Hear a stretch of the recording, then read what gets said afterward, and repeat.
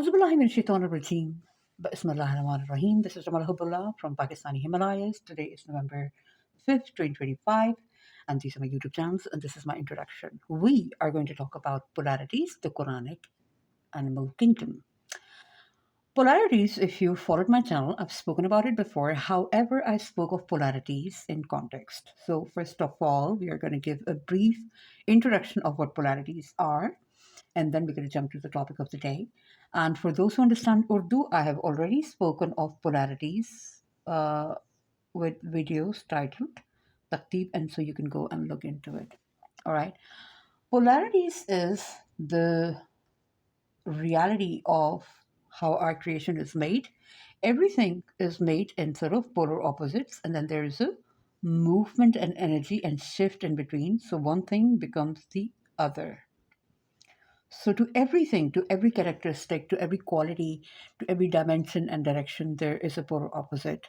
Left has a polar opposite of right, up has a down, day has night and night has day.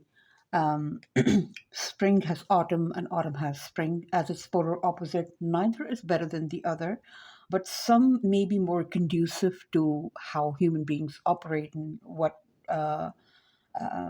nurtures and nourishes us versus what takes away from us. So that also applies. And so we have to choose from amongst these polarities what direction are we going to go into, or what favors us at a specific time, or overall over the arc of our lives, and to us as a species. Fundamentally, this is what polarity is. And polarity operates in literally every realm of life. There are people who are social, those who are not social. And within a human being, you can have polarity of moods that keeps on shifting. You want to sleep, then you want to wake up. That definitely is a polarity um, that has a rhythm of 24 hours in ideal circumstances. You want to rest, you want to play. You want to work with people, you want to work on your own. Um, and so there are other polarities. You look to the outside for guidance, and you look towards the inside for guidance. In my work, I do focus on the inner work first, primarily, but then there's always a polarity of its opposition. And by opposition, I do not mean something that is an enemy. One work that I do is defining things in their most neutral, more original terms, defining things in their most original terms. And when I say original, you will understand that this word comes from origin, from the source, from center. So when a thing is coming into being, when a quality or an idea is coming from into coming into being, it is essentially just defining itself. It is stating what it is. You know, it's like you enter on stage and say, "This is who I am as a character.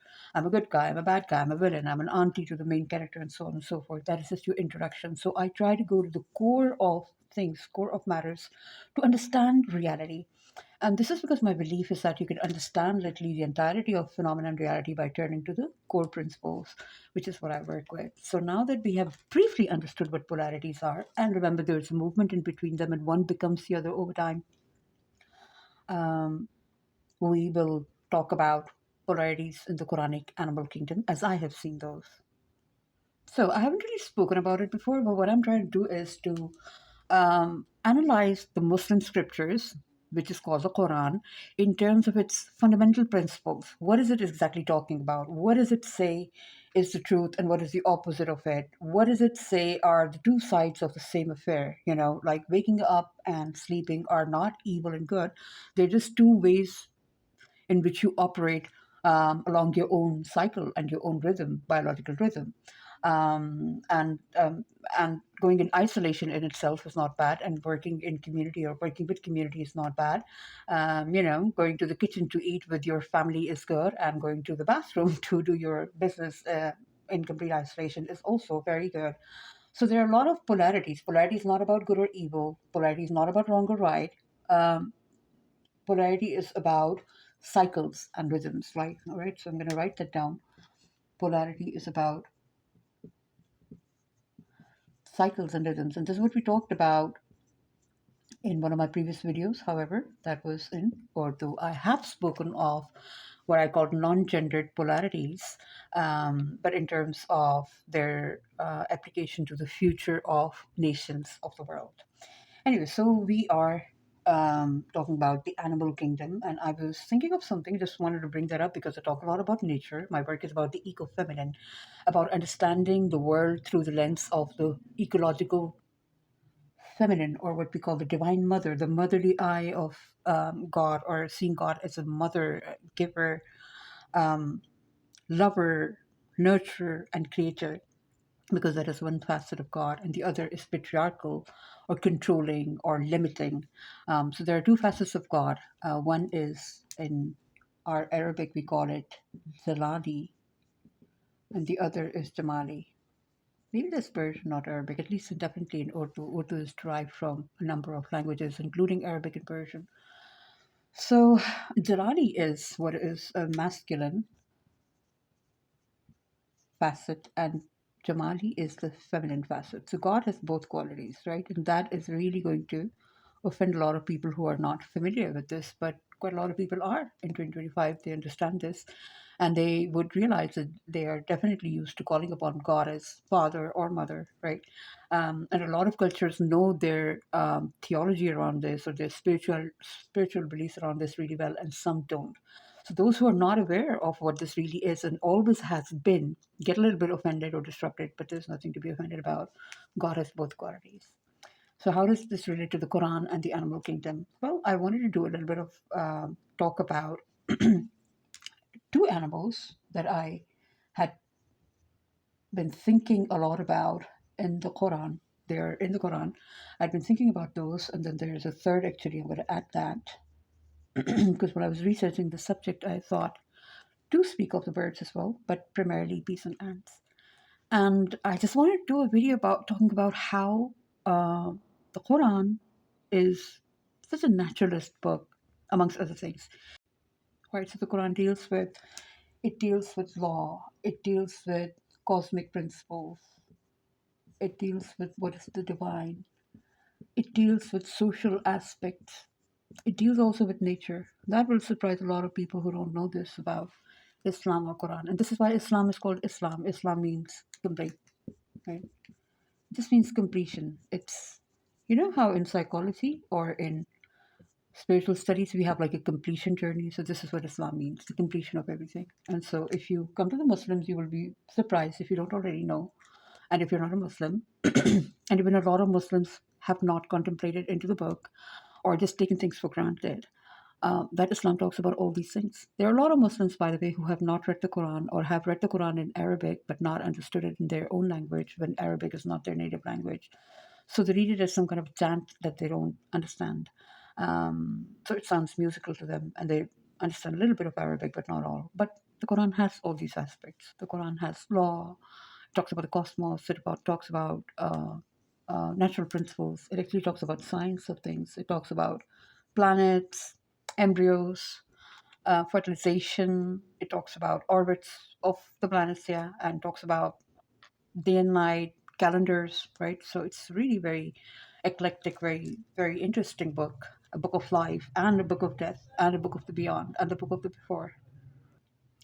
So one of the things that I started understanding around 20 years ago is that if you start looking at the Quran and looking at things which probably don't get a lot of attention, because the thing that gets attention actually most of the times is politics and war, right? And that is probably because the people who tend to be controlling people amongst the human population are very concerned with this politics, war, and also punitive elements in the law, right?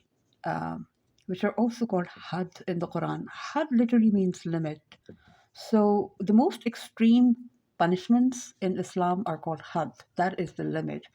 And basically, human society is seen as a kind of containment. It's a container like you design a video game and you define a parameters. You go beyond those parameters, the game will not work. You try to, once I had this really enlightening encounter about 25 years ago, maybe I was playing this video game, Need for Speed, and my computer was not very capable of running high quality graphics, so we had a low graphic uh, version of it.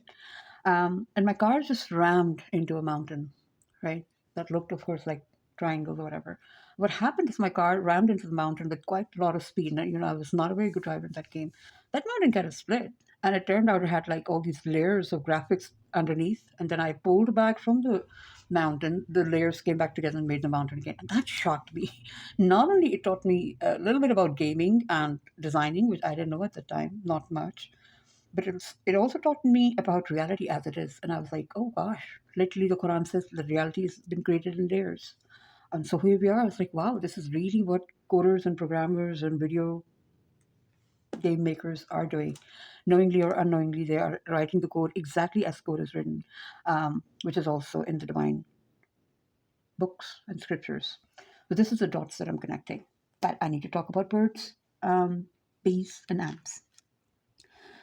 So one thing that I understood all these many years ago, that we keep on focusing a lot on the political and the war aspect, and we talk about HUD all the time. People should be done this, their arms should be chopped off, or they should be stoned, or whatever. Those are the most extreme offenses in the human world. And now, if we look at the internet, where we are getting a lot of data from human beings, the social networks, people are talking about really, really extreme things. And I'm also seeing a consensus emerging online that people are saying, now the most extremely criminal and horrifying people in the world need to receive these extreme punishments. And as I said, that's what Quran was saying all along. Coming back to the animals, I was trying to look into the Quran, into things that people don't normally look into. Particularly, I was drawn to nature. So it was around 2005 that I started doing some experiments. Like I stopped listening to music, any kind of canned, any kind of recorded music, and I got an initiation into. That was around 2005. I stopped listening to music and I started listening to rough and raw sounds, and I started listening to the sounds of literally birds and leaves falling, and I was trying to sweep away the leaves with a broom. It was ASMR, right? Literally, I was into ASMR without knowing it's called ASMR, and all the sensory sounds. At the time, I remember I recorded that in an MP3 player that I used to wear around my neck, a little iRiver MP3 player, which I can't find anymore in that size and formulation. It was really good. Please bring it back, iRiver. And I would record sounds of birds. I would record sounds near the sunset. At sunset time, you have this really melancholic, very enchanting prayer, call to prayer. In the Islamic world, it's called Maghrib. And I recorded sounds of me sweeping the leaves with a broom, etc., and walking about. And then I actually managed to take a trip to the mountains of Pakistan. For the first time, I came to the mountains, like the more extreme mountains. I've been to mountains before, but I came to the Himalayan part of it, and I recorded sounds of streams and me walking on rocks and so on. So it opened me to a whole new world, a sensory world, and I could hear a lot of sounds. And I was also listening to a chapter of the Quran called Rahman, right, which is one of the names of God, basically this name, and normally translated as merciful. I later on found that Rahman has the same root as Arabic root as um, the word for womb. So the word for womb comes from RHM, and Rahman comes from RHM. And literally, God is defining their self as a giving and nurturing womb. This is the source, basically. So normally this line is translated as Bismillah Rahman Rahim. But Bismillah, I start with the name of Allah, who is Rahman, merciful, and Rahim, beneficent. But I understood it's not like merciful as in being nice and kind. It's about being creative. It's about being giving. It's about being um, fertile and fecund and granting. So granting gives you something. Giving hands you something, hands you the tools, and hands you life itself with which you're going to play. So when we start something as Muslims, we are granted something and then we play with it. Have I not steered off the subject quite a lot? But anyway, so I started contemplating into the Quran and bees and ants. Now let's come to it and how it relates to polarities. The other day I was contemplating, and I just basically wanted to talk about how there are bees in the Quran and how there are ants in the Quran. And basically, bees are said to have received what is called wahy, or divine revelation, the same thing that is sent to prophets. So this is really interesting. Bees are very important. They are the one species that is mentioned in the Quran. There are other species that is mentioned in the Quran as well that talk and that speaks and engages with human beings. But bees are overtly said to have received divine direction. and told that you can go and make your home in the mountains and trees and wherever you make your home and the homes that you make yourself, right? And then eat of the fruit of the Lord. And from that, bees produce, it said they produce a colored liquid of many colors, many types. And now we know they produce honey, which is of many types. Honey has many types. That is a whole world into itself for those who want to dig into it. Um, and finally, God says that in that liquid that comes from their bellies is benefit for humankind and healing for humankind. And honey, for those who are into this, is something that is considered a deeply healing nectar, a source of food, bears a lot of qualities that border almost on the magical. So I was reflecting on that, and I just want to talk about bees and ants, and I noticed something. Ants are mentioned as um, very organized. So ants are said to be very organized and very, very structured. And then there are birds, which I wanted to bring in because while I was speaking of animals, I did not want to force any kind of theory. I wanted to talk about whatever animals are mentioned in the Quran. And so bees are said to have received wahy and given an entire structure. You're going to go to all these plants and flowers and take your food. And basically, for those who do not know, what bees do is that they go to different kind of flowers. All right, so there are different kind of flowers in the world, and they produce their own iconic sugar, which is different in taste for each flower. So if there's a lavender flower, um, they can be roses, there can be, I don't know, clover flowers. They each have their own taste. So there's a little bit of tiny little drop of sugary, thick syrup that is created in these plants, and the bees go to them. And whichever plant that they go to, they receive the nectar. This is called nectar for those who don't know. I've sold honey, and I know a lot of people don't know these things.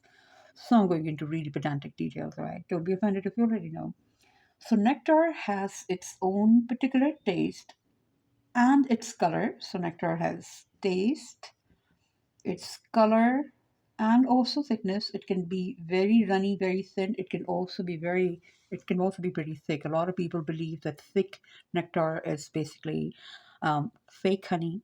And no, there is a lot of fake honey. There's like little people who are mixing industrial sugar into actual honey or some kind of syrup or totally fabricated. But basically, the normally runny honey that you get or completely thick liquid honey that you get has been treated. Basically, nectar is like a little tiny um, drop of syrup that bees obtain from these flowers, and then they do a bit of their processing to it, and it's stored in their hives, and you can obtain it from there.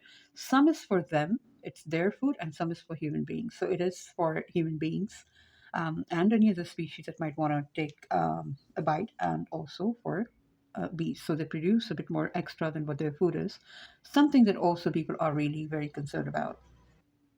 And they get offended. So to them, I would want to remind things like, apples and other fruit are the fruit of their own parent tree, and in a jungle, all these apples and all these cherries, etc., would be recycled back into and become compost for their own parent, the tree. But that doesn't happen. They produce a bit extra. That is the blessing in this universe that we have. Of course, it is provided that they have rich soil and that they are being nourished, right? So the same case is with the bees. As long as they're nourished, there's not a collapse in nature. No collapse of bee colonies, and they're healthy. They are going to produce food for themselves and for humankind. So this is the beauty of the nectar. And nectar, different kind of nectar, which turns into honey, has some basic qualities that are shared by all honey, and then they have their own taste and some idiosyncratic qualities that are particular to different flowers. So this is something that I really need to do a whole seminar on, because my clients were really very curious about it and interested in it and had a lot of questions at all times. So the bee is a little miracle. And the other thing that I was thinking about bees was, by the way, there is another animal that is mentioned in the Quran and has a whole chapter named after them, and camels and fish. But I was focusing on the creatures that speak or have been spoken to by the divine. So I was focusing on bees and ants. So the thing about bees is that we know today that they are a core part of ecology as we know it. with or without humans, and they're pollinating the world around us. Not only bees, but other insects also, like butterflies, etc. But bees are very important. They have this amazing structure, the way they structure their colonies, the way they go around and have this algorithmic approach towards flowers, and how they bring the nectar back, and how they dance around their colonies, and how they design their own colonies. So they have their own structuring. And that for people, the Quran says over and over, for those who reflect, there are signs within it. And a long time ago, I started also studying things like biomimicry, um,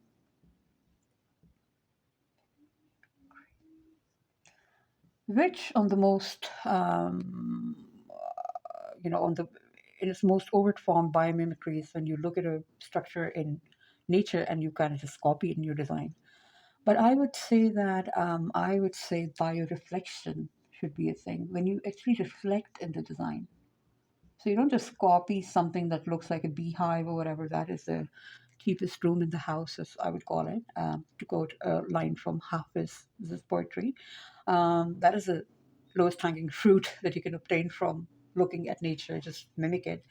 The most important thing is reflection. One of the things that reflection will do is to obtain those patterns and put them into you. You can literally watch a pattern in nature, and if you watch it often, your body copies it somehow. And I'm sure that is because when your eyes sort of follow something, these are your eyes, they watch something, they follow it, the pattern copies in your brain. This is your brain, when you're watching something. The pattern copies in your brain. Once it's copied in your brain, it translates into your nervous system and your body. So that's my theory. And so you need to reflect on something. You need to watch it. You don't need to tear it apart. Sorry. Like colonial scientists, you can be a more earth loving, indigenous and rooted person and become a more native person, irrespective of what your race and your origin is, by behaving in ways that native human beings behave in. So the I don't think nativity or indigeneity and colonialism are specific to certain races. While certain races have taken these attitudes up and assigned themselves to it, there are basically two polar behaviors that human beings can adapt, and there are certain classes of human beings that adapt more of certain behavior, and other classes of human beings that adapt more of the other kind of behavior. And what you can do is to become more indigenous and more native by reflecting upon nature and by nativizing yourself. And this is the opportunity that Islam and Quran provides to you. In Islam, there is no division of black and white, or of races.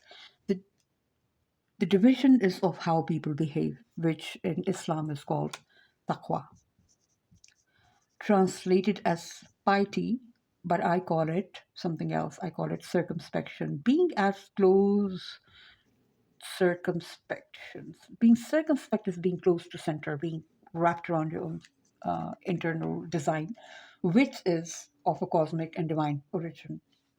And any error that comes to that design comes from your movement and your behavior in life, and from distractions that come from what we call Satan. Right. So I hope you're following me closely. You can pause and listen to it again, and you can process my words through. You can watch the transcript to watch my words again. So basically, when you reflect in natural patterns, you obtain them within you and they start imprinting on you, right? So you start putting them inside you, and they're going to start reflecting in your behavior. They're going to start reflecting in how you organize things. They're going to start reflecting in how you beautify your life, right? So certain patterns are useful to you for certain reasons. And this is why I wanted to talk about bees and ants as two kind of patterns. And while I was thinking about it, I realized that these two patterns are actually polarized. Okay. There are other animals that speak and talk in the Quran, but we're not going to focus on them today, not so much. I'm definitely going to talk about bees and ants. So the bees have received wahi. Ants are not. Um, Ants and birds and spiders, etc., are all said to be parts of creations, of course, that do what is called tasbih. So while there's no overt mention of other animals receiving wahi, probably it is sort of implied, or maybe if they did not receive wahi, they are certainly activated and they do what is called tasbih. Tasbih is repetition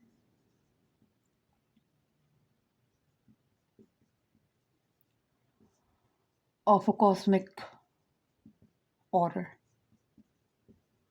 At its most overt form, in its most overt form, tasbih is like literally chanting name. So working rhythmically is tasbih. Following a rhythmic cosmic pattern is tasbih. Okay, so you don't just chant tasbih with a audible vocal sound. You actually rhythmically operate, and that is also called tasbih. So in the Quran, it says that all creatures do tasbih, but that you know not. And I started reflecting into it again. There was a period about 20 years ago when I started really diving into this, and all these things came to me. So tasbih, and then there's worship, which is called ibadah. It's the same thing. Worship is at its crudest form, for those who don't understand it, worship is what I call slapping your head on the floor, God forbid, but not being attentive and just, just uttering the words. And that is not a kind of worship that Allah has liked in the Quran.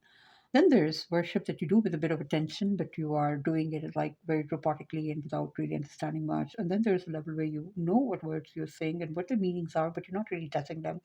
And then there's a very immersive worship. And then there's understanding that your whole life can be an act of worship if you're doing what you really was supposed to do, what your calling was, what your divine assignment was. And if you really just turn your attention that way and start feeling and thinking that whatever I'm doing is kind of an act of worship, as long, of course, as it's legitimate and you're following what you were supposed to do, which is hidden in your personality and your proclivities and your passions and your inclinations.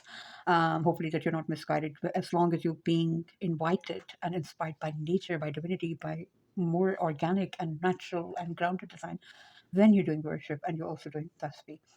So this is what I was focusing on when I wanted to talk about the animal kingdom. So bees are overtly assigned an assignment. As for the ants, the other animal or the bug that I was thinking of, ants are very structured. And this is a polar thing that I was focusing on. At first, I just want to talk about the animals and how they're mentioned in the bugs, basically these two are mentioned in the Quran, until I realized that there's also a polar difference between them. What is the polar difference? Let me just clear the board a little bit, and then I'm going to come back to it, right? Alrighty, so bees and ants, two of the bugs or animals that I picked up from the animal kingdom within the Quran. There are more. So the thing about bees is that they're feminine. They dance, they create food, and they yet have a structure. They have a very feminine structure. Feminine, intuitive. On the other hand, our friends the ants are very masculine.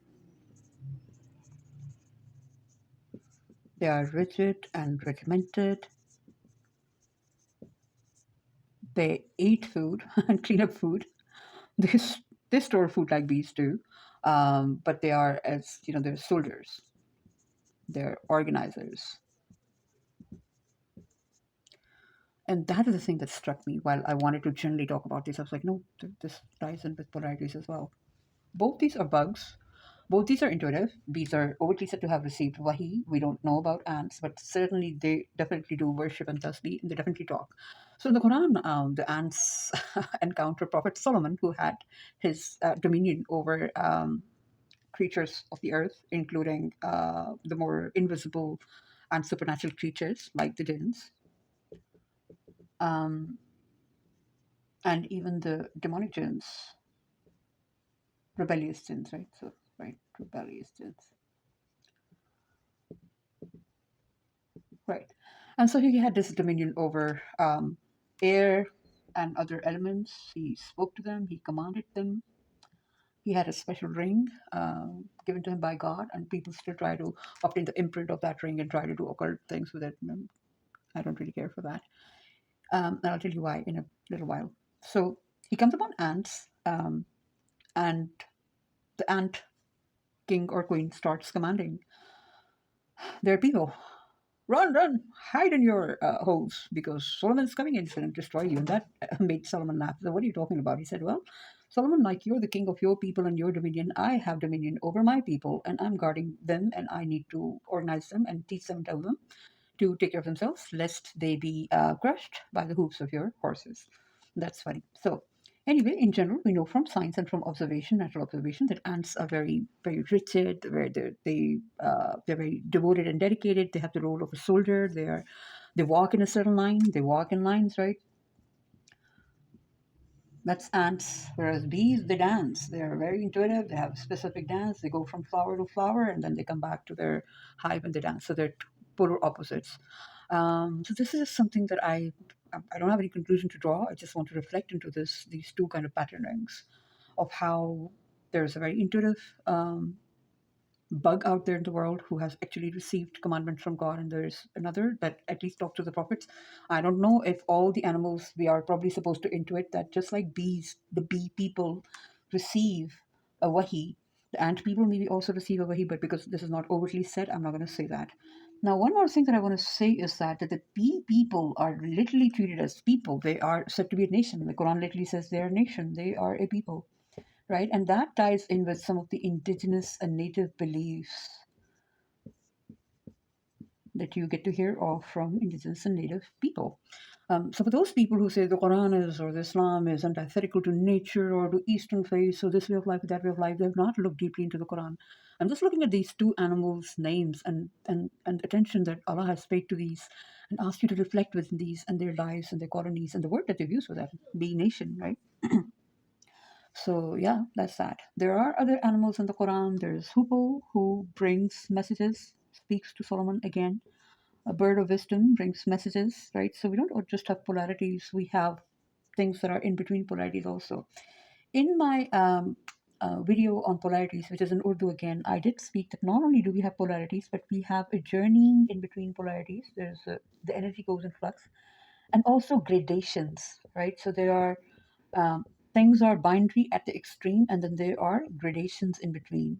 For example, you look at the weathers, and it doesn't shift from summer to winter all of a sudden. There are gradations, and there are days when you can look at the leaves of the trees and you'll not be able to tell, is it, summer, or has autumn already started? Is it autumn, or has winter come? You'd still have these red, yellow, beautiful autumnal leaves, and suddenly snow would come one night, and the ground would be covered with winter snow, winterish like snow, and you still have some leaves hanging on. So things like these happen. So they have gradations in between. So these are the polar extremes of two kind of bugs in the Quran, showing two kind of behavior. And then we have things like we have hoopoe, we have spiders, um, whose homes are um, used as an example of something that is really weak. And yet spiders are praised for their ingenuity, out of the book, but definitely in the commentary on the book. So there are lots of animals in the Quran that you can reflect into. It speaks about fish, it talks about birds. Birds are said to have assigned the song of praise along with David. They joined David in singing hymns. So if we have any Abrahamic people listening to this talk, I hope it comes across them and they get to learn about what wonders hide within the Quran. And then they realize that yes, the Quran talks about birds who sing hymns with David. So the Quran or Islam is not in opposition to other ways of life that we call deen. Islam is a deen. Deen means way of life. It is actually integrative. This is what Islam really means. And this is something that Muslims need to understand as well. We do not need to present Islam as some kind of an opposition to everything else. It is actually the completion of everything else and brings it together with some kind of editing that is appropriate for times and for updating things. And then there are certain things which are insertions, complete distractions and falsehoods. That Islam decries that this was never the truth. God never revealed it. This was never part of the plan. This was never, never, ever, ever true. That Quran rejects and says this was never true. There are other things that God revealed over time, and that they were upgraded. So if you do not know, the Muslim belief is that around at least 124,000, 124,000 prophets and messengers of various sizes of dominions came over space and time and taught people. So I believe these include Eastern and Western and North and South um, prophets and messengers. And finally, the most famous prophets that we assign to Islam are the Western faith, or Abrahamic prophets, the lineage of Abrahamic, because this is where the whole story capped and concluded. But within that story, if you go and look into the Quran, you will find depths and layers going all the way back to the most ancient religions and going back to the cosmos, which is literally the origin of everything. So you have cosmos or source at the center of everything. So I hope this talk becomes an invitation for you to reflect into the Quran, reflect into the patterns, reflect into the wisdom and nature of things. Being regimented, being organized is good. Being intuitive and being feminine is also good. So these are just two different ways of being. And as a human being, you can dance between all these because all these ways have been taught to humans through this book Quran. So all the patterns that are within the Quran, all the species that are within the Quran, all the elements that are within the Quran are things that are being seen by human beings and what human beings see, human beings learn from. So we are tremendously gifted, the Muslims, and whoever is taking benefit from the Quran, because the Quran and Islam did not come from Muslims only, they came from all humankind. So this book of life and this book of death and book of origin and book of end or whatever, has a message for everyone and depths and layers in between. You can just go on and on. As you can see that I'm going on and on. Just talking about two little bugs and it's already a 40-minute talk. So I invite you to reflect. The places where you would be looking for the info that I'm talking about are Surah Al-Nahl, Surah Al-Naml. Nahl literally means bees, I believe. And so, yeah, you can look into line 68, 69, and Al-Naml, you look into 18 to 19. And this is basically deep search the Quran with these keywords, and you will find these things. So, while you will like, subscribe, press the bell icon, etc., I want you to leave me with your questions, comments, and thoughts. And I also trust that you, if you like this video, will be sharing it with your friends and telling them about this, telling them to use this as template to reflect into the world, the intuitive world, how bees are making what they're making. What is the function of ants? What exactly are they doing? What are they teaching to us, or the soldier part in human psyche? There's a bee part in your psyche, there's an ant part in your psyche. All the things that are mentioned in the Quran are also parts of human psyche. Which part do you need to lean more towards? Which part have you got a bit more too stuck in? How are you going to heal it? Probably you can look at the sciences of these animals to understand how to heal that part of you. If you become too regimented like an ant, how can you move more towards the intuitive bee side? If you have become hyper intuitive, how can you move a little bit more to your ant and very regimented side? I have spoken in my Polarities talk about the left brain and the right brain difference. So ants are very left brain, very regimented, and bees are the right side. So I should have put on the right side, more right brain and more intuitive. And of course, each of them have a bit of the element of the other. Something which I talked in my talk about Pareto principle, that everything has a bit of its opposite within it, right? So it's 80% itself and 20% its opposite. So doesn't mean that bees are all feminine. They have actually a very good element of organization and structuring, and ants can have their intuition. That is definitely why they go and suss out where the food is, and they have their own introduction and their own kinds of very limited greetings and dance and speaking to each other. They do it in a very regimented way, right? And they talk to each other and tell each other, hello, there's food. Sorry, my hands become dirty. There's food. They communicate with each other by hugging each other, by talking to each other, and then interact with each other to tell each other, where is the food? What does it look like? What is the size and all that? So they have their own bit of intuition and non-structuring or femininity going on as well. Thank you so much for staying with me. This is from Hubb'Allah. This is my channel, The Ego Feminine, where you will be seeing this talk as well as some of the channels. These are my other teaching channels specific to certain. This is my other teaching channel dedicated to the Salam Matrix model. These are my business channels. BetterBonds.club is my herbalism business, which is currently on pause, but I used to sell honey there and love to talk about these things. So please go ahead, reflect on the message of the Quran, and then look at the theory or the words of the Quran, and then look at the world around you to see everything in 3D.